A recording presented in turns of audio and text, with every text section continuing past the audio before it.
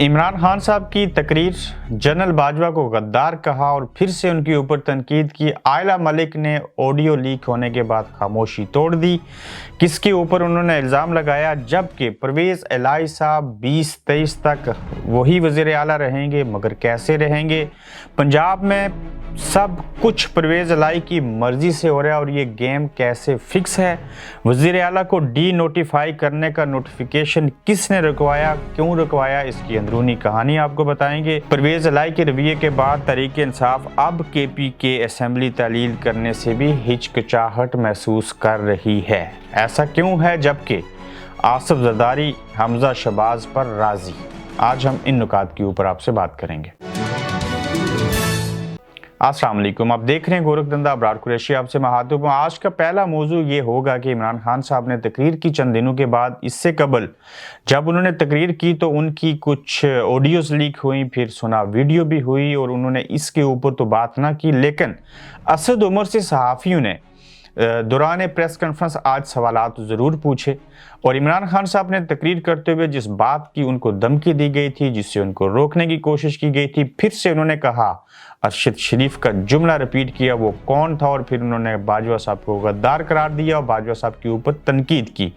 और वो खान साहब वही खान साहब हैं जो इससे कबल चीज़ें कहते थे, आप आज भी अपने मौक़िफ़ के ऊपर डटे हैं।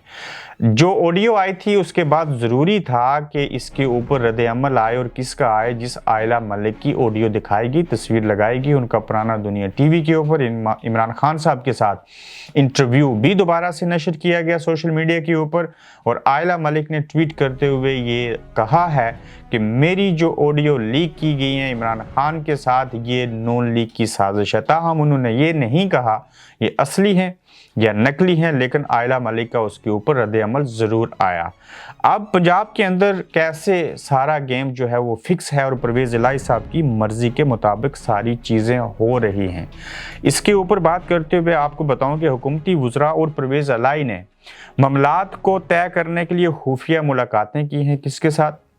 इस्टेब्लिशमेंट के साथ भी और पीडीएम के लोगों के साथ भी। मुलाकातें करवाने में इस्टेब्लिशमेंट का भी बहुत बड़ा रोल था। अपने अलावा बाकियों से मुलाकातें करवाने में भी इस्टेब्लिशमेंट शामिल हाल रही।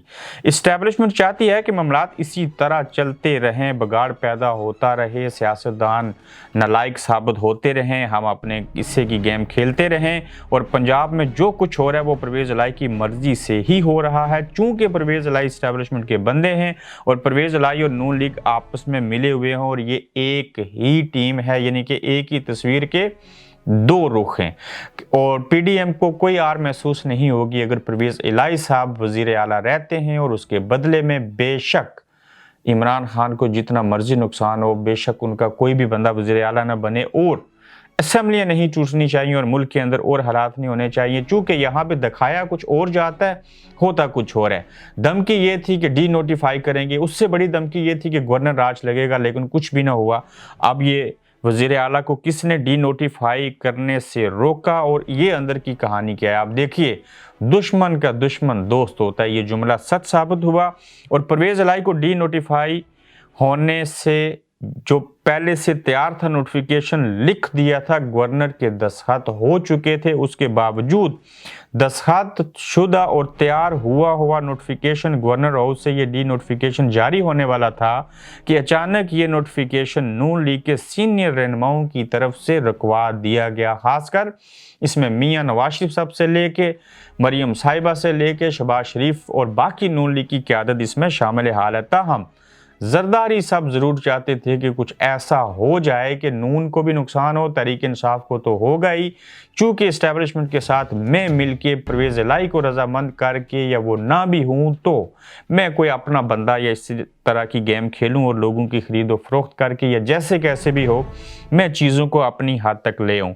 परवेज़ इलाही 2023 तक कैसे वज़ीर आला रहेंगे और 2023 तक वज़ीर आला रहने का मकसद क्या होगा? स्पीकर पंजाब असम्बली का कहना है कि अदम एतमाद का मामला जनवरी तक जाएगा, यानी कि ये साल ख़त्म हो जाएगा, 2023 शुरू होने वाला चंद दिनों के बाद, तो अदम एतमाद का मामला जनवरी तक जाएगा। ये इतना आसान नहीं, अगर बहुत जल्दी भी की तो 10-12 दिन سے پہلے ووٹنگ نہیں ہو سکے گی، تو اس اعتبار سے اگلے سال بھی نئے سال میں وزیر اعلیٰ جو ہوں گے وہ پرویز الہی صاحب ہوں گے۔ اب دیکھنا یہ ہوگا کہ گورنر نے ڈی نوٹیفائی کرنا تھا، کیا کوئی نہیں، نون لیگ نے مداخلت کر کے پرویز الہی صاحب کو فیور دے دی، پھر زرداری صاحب اپنے حصے کا کام کر رہے تھے، گورنر راج لگے گا کوئی نہیں، تو یہ ساری چیزیں کون کر رہا ہے؟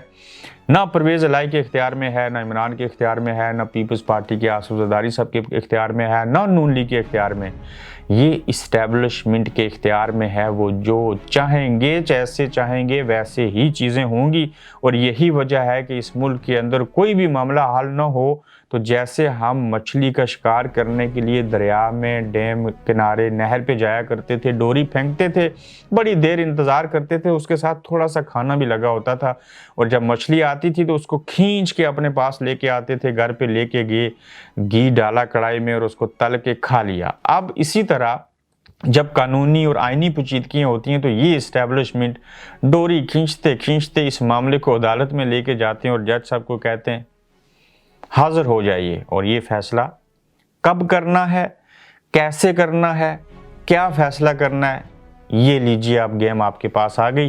تو اگر کچھ بھی نہ بن پایا تو یہ معاملہ بھی عدالت کی طرف چلا جائے گا، اور عدالت کو کہہ دیا جائے گا جب ہم چاہیں گے تب ایسے ہوگا۔ تحریک انصاف KPK کی اسمبلی تعلیل کرنے سے ہچکچاہٹ کا شکار، کیوں ان کو ہچکچاہٹ نہ ہو؟ اتنا بڑا حادثہ سیاسی، اتنا بڑا بلنڈر، اتنی بڑی ناکامی، اتنی بڑی انا کو ٹھوکر لگی کہ خان صاحب اب KPK کی اسمبلی سوچیں گے بھی نہیں کہ میں اس کو توڑوں گا، اعلان بھی نہیں کریں گے۔ یہی وجہ ہوئی کہ آج انہوں نے اسمبلیوں کا نام نہیں لیا، یہ ضرور کہا کہ آج بھی کچھ لوگوں کی مداخلت ہے، ایسے ہے، ویسے ہے، فلاں چیزیں ہیں، چونکہ اگر آپ نے سنا ہو ان کی پارٹی کے اندر سے بھی لوگ کہتے تھے، میں بھی بارہا مرتبہ کہتا رہا، ہم کوئی فلاسفر نہیں ہیں، لیکن دور بیٹھے ہوئے سات سمندر پار بھی پاکستانی پالیٹکس کو دیکھیں تو سمجھ آتی ہے کہ یہ اسمبلیاں توڑنے کا کیا مقصد، کیوں ایسی بات کریں جس کا اختیار اپنے پاس نہیں ہے۔ آپ کے ساتھ چلنے والے لوگ آپ کے اپنے نہیں ہیں، وہ بھی کسی اور کے ہوتے ہیں، ان کو اپنے ساتھ رکھنا پڑتا ہے۔ اللہ نے آپ کو عزت دی، اللہ نے عوام کے دلوں میں آپ کی محبت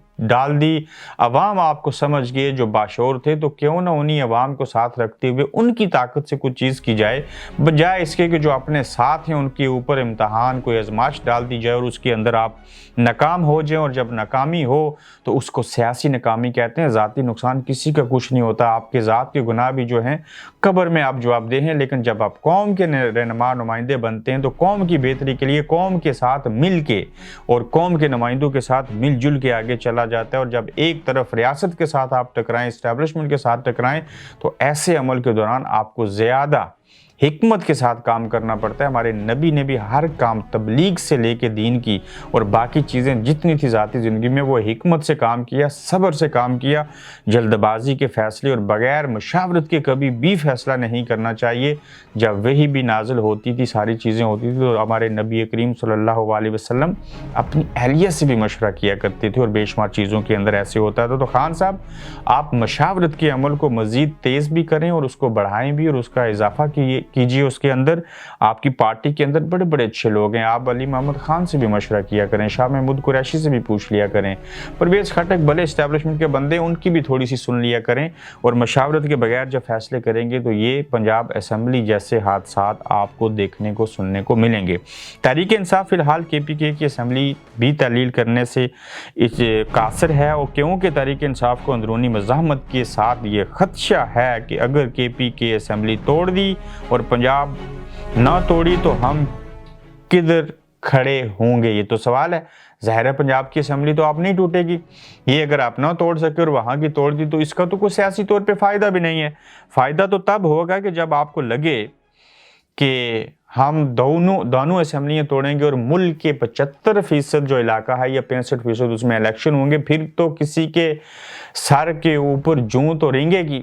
اگر ایک جگہ کی اسمبلی توڑنے سے کچھ حاصل نہیں ہوتا تو پھر تو اس کے بارے میں سوچنا بھی نہیں چاہیے، مگر پرویز الہی صاحب نے اپنے حصے کا گیم کھیلا، انہوں نے تمام طرف اپنی ڈوریں پھینکی، سب کو استعمال کیا، अब इमरान खान साहब से सीट एडजस्टमेंट की भी बात हो रही है, मजबूरी है, लाचारी है, वरना खान साहब कब के इनको छोड़ देते। और इस सारे अमल के दौरान अगर मैं किसी को क्रेडिट देता हूं जो तल्लक बहाल है, जो सीट एडजस्टमेंट की बात हो रही है between the Qaf league and Pakistan Tehreek Insaf, वो सिर्फ मोनस अलाई हैं।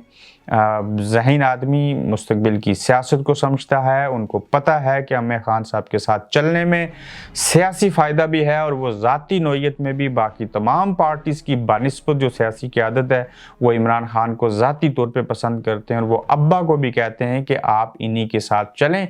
इसमें बेहतरी ज़रूरी नहीं है कि आप हर बार जो है वो वज़ीर आला बने। किसी दौर में आप इस्टेब्लिशमेंट के दौर में वज़ीर आला बनते थे, आज आप 10 सीटें लेके अल्लाह ने आपको इज़्ज़त दी है और आप वज़ीर आला बन गए हैं, तो ये एक बड़ा मुआवज़ा है, आपकी नीयतें हैं। आप अल्लाह पे अपने मामलात को छोड़ते हैं और उसके बाद इस्टेब्लिशमेंट पे छोड़ते हैं। देखते हैं मोनस अलाई और कितना पॉजिटिव किरदार अदा करते हैं सीट एडजस्टमेंट के मामले को लेके।